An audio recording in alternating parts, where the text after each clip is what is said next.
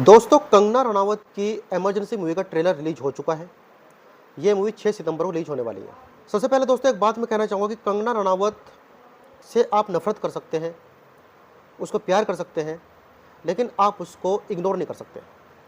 कंगना रनावत आज की डेट में भारत की इतनी बड़ी शख्सियत बन चुकी है कि इसके नाम से ही जो यहाँ के लिब्रांडो लोग हैं, जो टुकड़े-टुकड़े गैंग हैं, जो इस देश की तरक्की देखना नहीं चाहते, वो कंगना रनावत से बहुत ज़्यादा हेट करते हैं और कंगना रनावत का नाम सामने आते ही वो लोग बिल बिलाने लगते हैं। ये मूवी ऐसा जख्म इन लोगों को देगी कि वो जीवन भर भूल नहीं पाएंगे। और भाई अब तो कंगना रनावत इस देश की सांसद बन चुकी है। हिमाचल प्रदेश के मंडी से सांसद बन चुकी है, नई नवेली। तो अब तो वो बाकायदा संसद में बैठती हैं और वहाँ पर पूरे देश के मुद्दे उठा सकती हैं। पहले ट्विटर के माध्यम से, फेसबुक, यूट्यूब के माध्यम से देश के मुद्दे उठाया करती थी, लेकिन अब तो उनके हाथ में पावर है। इमरजेंसी फिल्म में कंगना रनावत स्वर्गीय इंदिरा गांधी जी के रोल निभा रही हैं और उनकी एक्टिंग देखकर, उनकी डायलॉग डिलीवरी देखकर, उनकी जब वो बोल रही है और जो उनकी ज़बान हिल रही है और हिंदी बोलते थोड़ी जो उनको प्रॉब्लम हो रही है, वो कंगना जी ने बखूबी पकड़ा है। इंदिरा गांधी जिस तरह से बोला करती थी, जिस तरह चला करती थी, उनके हाव भाव बिल्कुल डिट्टो एक्टिंग उन्होंने की है। तो फ्रेंड्स, एक बात की दाद तो आपको देनी ही पड़ेगी कि कंगना रनावत बहुत अच्छी एक्ट्रेस है और उनको एक्टिंग करना बहुत ज़बरदस्त आता है। वो कोई नेपो किड्स नहीं है। हिमाचल में जन्मी कंगना एक आम लड़की थी और इसने बॉलीवुड में आकर अपने दम पर अपना मुकाम बनाया है। तो काफ़ी लोग तो सिर्फ कंगना से इसलिए चिढ़ते हैं कि ये किसी से डरती नहीं है, बेखौफ होकर बात करती है और अपने दम पर इसने अपनी एक पहचान बनाई है।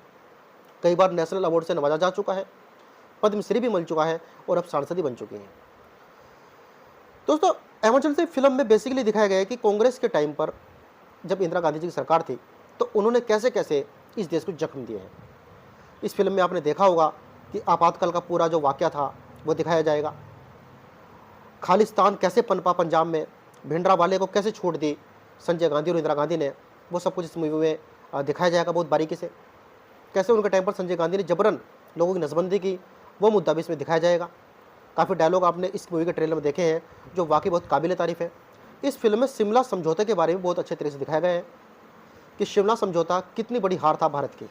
दोस्तों, वैसे तो इंदिरा गांधी जी ने इस देश को जख्मी दिए हैं, लेकिन उनकी सिर्फ मैं एक बात की दाद देनी चाहूँगा कि उन्होंने पाकिस्तान के 2 टुकड़े कर दिए थे। 1971 में जो उन्होंने दुर्गा वाला रूप दिखाया था और सेना को जो उन्होंने खुली छूट दी थी, उसकी दोस्तों मैं तारीफ़ करूँगा।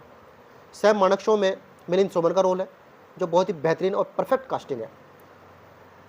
जेपी नारायण के रोल में अनुपम खेर साहब हैं। जगजीवन राम बाबू के रोल में सतीश कौशिक साहब हैं और अटल बिहारी वाजपेयी जी के रोल में सुरेश तलपड़े हैं। तो फिल्म की कास्टिंग तो बहुत बेहतरीन है। तो फ्रेंड्स, अगर आपको कंगना रनावत की एक्टिंग देखनी है, शिमला समझौता कैसे हुआ था, आपातकाल कैसे लगाया गया था, खालिस्तान कैसे पनपा था, लाल बहादुर शास्त्री जी की मौत कैसे हुई थी, अगर ये सब कुछ आपको बारीकी से जानना है, देखना है, तो आपके लिए ये मूवी एक मस्ट वॉच मूवी है। और आप इस मूवी को सिर्फ एज अ एंटरटेन के हिसाब से मत देखिए। आप इस मूवी को देखने जाइएगा अपने देश के इतिहास को परखने के लिए, अपने देश का इतिहास जानने के लिए। आपको 2 घंटे की मूवी ये सब कुछ इस भारत देश का इतिहास बता देगी कि इस देश में कांग्रेस ने कितने काले कारनामे किए थे और आज वो संविधान बचाने की बात करती है। ये वही कांग्रेस है जिसने आपातकाल लगाया 1975 में, जिसने प्रेस की, मीडिया की और जो लोग उनके खिलाफ बोला करते थे सबको जेल में डाल दिया था।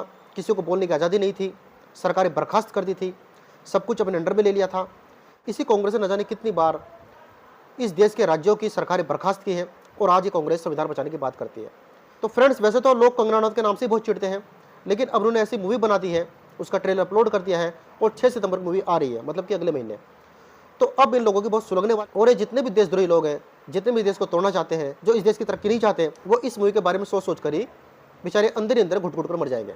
तो फ्रेंड्स, मैं आप सभी लोगों से रिक्वेस्ट करूँगा कि प्लीज़ इस मूवी को देखने आप सिनेमा में जरूर जाइए, ताकि इस तरह की देशभक्ति मूवी हमारे देश में फिर और बने और हमारे देश के लोगों को अपने इतिहास के बारे में, अपने संविधान के बारे में, अपने सनातन धर्म के बारे में, अपने देश के बारे में, अपने देश की संस्कृति के बारे में और जानने को मिल सके फिल्मों के माध्यम से। जय हिंद, वंदे मातरम।